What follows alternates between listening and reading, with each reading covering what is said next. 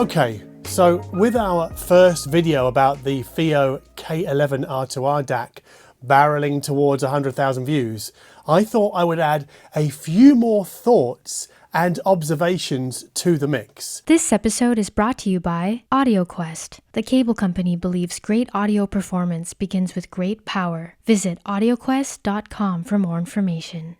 So firstly, the K11 R2R can work as a preamplifier, and the preamplifier inside the unit is a digital preamplifier. So I connected the K11 R2R's rear panel RCA sockets to the back of the Marantz Model 10, but with the Marantz Model 10 turned into power amplifier only mode. And then I set the analog outputs to variable inside the K11's menu system. And the result was a sound that was kind of washed out and lackluster. So I personally wouldn't bother with the K11 as a preamp. I wouldn't use it anyway as a preamp. Even though it is technically possible, it might be good for some very affordable active speakers on a desk. Now for me, this isn't a disappointment, not in the slightest, not when we stop to consider just how different this DAC sounds compared to the many Delta Sigma designs available at this price point.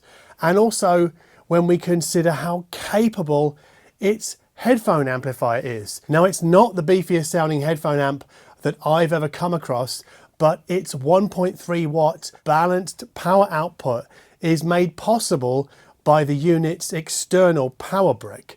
Talking of which, a switch mode power brick ships in the box, but we can swap it out for a 12 volt power supply of our own choosing. And I went with FiiO's own PL50 linear power supply. I had it left over from my R7 and R9 reviews. And when I had that powering the K11 R2R, I noted ever so slightly better layer separation on Morris's Jack the Ripper, but slightly more obvious was a further reduction in treble insistence.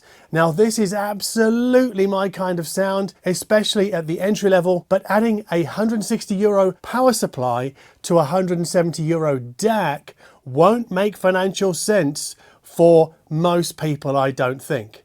I mean, why not just buy a better R2R DAC and headphone amplifier?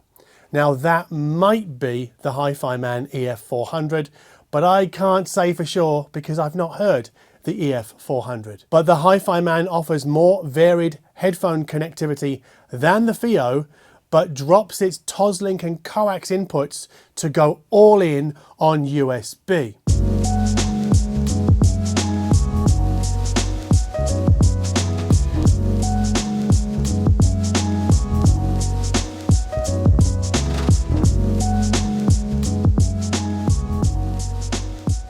Now the underside of the K11 R2R's metal housing features a rubber pad to keep it in place on the surface on which it's sat. But we still have to hold it down when inserting headphone cables into the front and obviously, I guess, digital cables and analog cables into the back. And this introduces a new problem for the black version, that is fingerprints. So diligence with a microfiber cloth will be essential for anyone wanting to keep their K11 looking spick and span. Alternatively, the red and silver finish versions might not show fingerprints quite as keenly.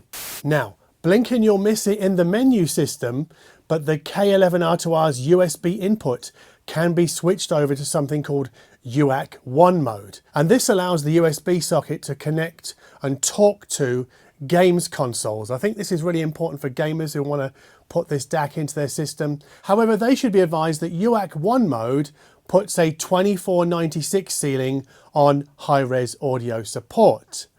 Talking of which, some people have asked, does the K11 R2R do DSD? And the answer is no, but also yes.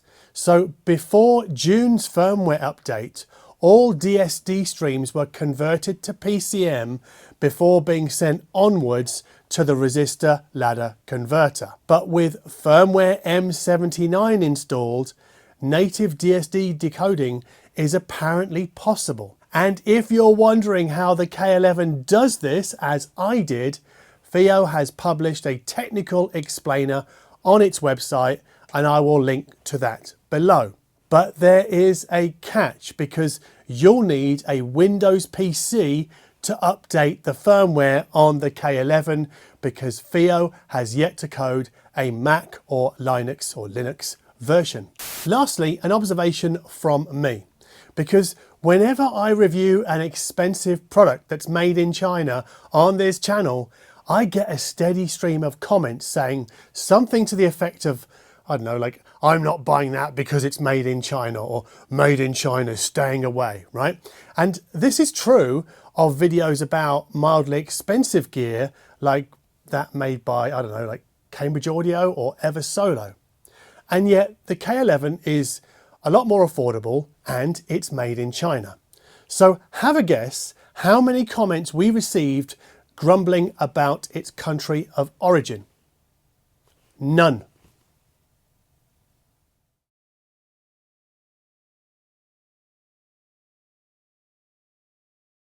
Oh yeah, I almost forgot. How does the K11 R2R compare to the Chord Mojo 2?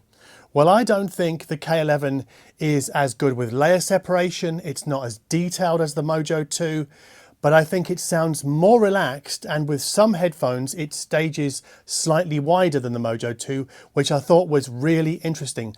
But if you ask me which one was the better DAC, I would still say the Chord Mojo 2.